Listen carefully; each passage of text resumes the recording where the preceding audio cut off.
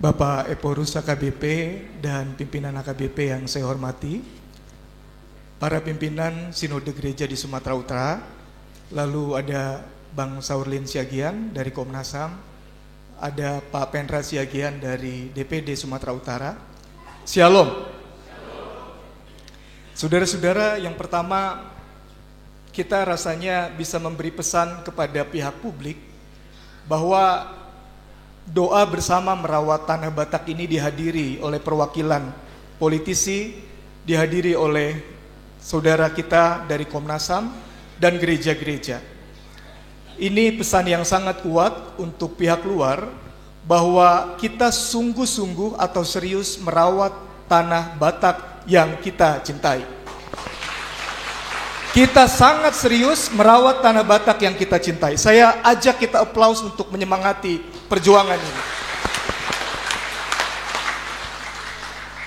Saudara, yang pertama kami sungguh bersyukur dan berterima kasih untuk teman-teman di HKBP dan gereja-gereja di Sumatera Utara. Sebab saudara-saudara mengingatkan gereja-gereja di Indonesia terhadap panggilan Kristus untuk menyuarakan suara kenabian. Kita paham betul bagaimana perusahaan yang sekarang mengeksploitasi alam kita itu sudah lama sebetulnya dikritik dan diprotes. Dan kritik serta protes ini sudah berjalan sangat lama, juga pernah ditutup dan ganti nama, ada upaya kriminalisasi dan seterusnya, tapi hingga saat ini masih ada. PGI pernah bersurat kepada gereja-gereja di Sumatera Utara agar kita bersuara terhadap ketidakadilan ekologis ini. Dan bersyukur kepada Tuhan pemilik gereja, saudara-saudara sekarang berkumpul di tempat ini untuk menyuarakan suara profetis ekologis yang kita rindukan akan terus kita gaungkan. Terima kasih.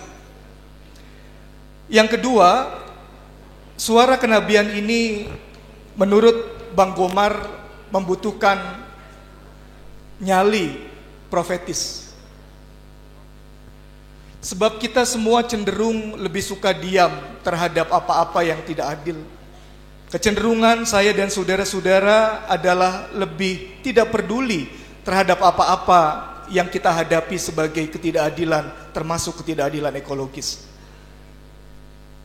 Pindahnya kegiatan doa kita ke tempat ini dengan dinamika yang ada di dalamnya menggambarkan bahwa tidak mudah sebagai gereja kita satu hati dan satu suara untuk menyuarakan panggilan atau suara kenabian. Rasanya saudara-saudara akan berhadapan dengan kekuatan dan power korporasi yang akan melobi, yang akan mengintimidasi, yang akan memecah belah, yang akan membungkam suara kita yang kita gaungkan hari ini. Untuk itu sekali lagi, mewakili gereja-gereja, izinkan kami berterima kasih karena saudara dipakai Kristus untuk menyuarakan suara profetis berdasarkan nyali profetis yang kita percaya asalnya dari Roh Kudus. Terima kasih.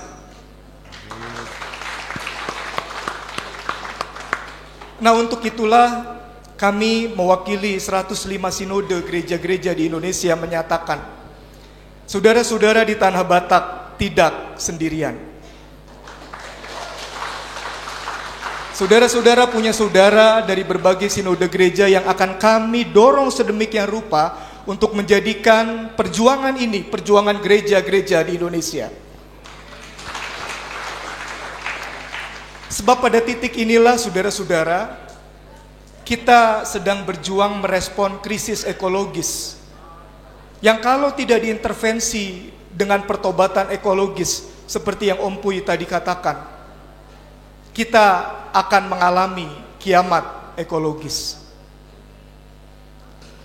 Saya membaca dari mulai industri sampai tahun ini, kenaikan suhu dunia itu 1,5 derajat Celcius. Dan kenaikan suhu seperti ini kalau tidak berkurang sampai 100 tahun ke depan, 30% spesies di bumi akan musnah. Dan kita masih tidak peduli dengan itu, mengorbankan dunia yang diciptakan Tuhan baik adanya demi semata-mata kepentingan ekonomi. Apa yang Bapak Ibu lakukan sangat menyentuh.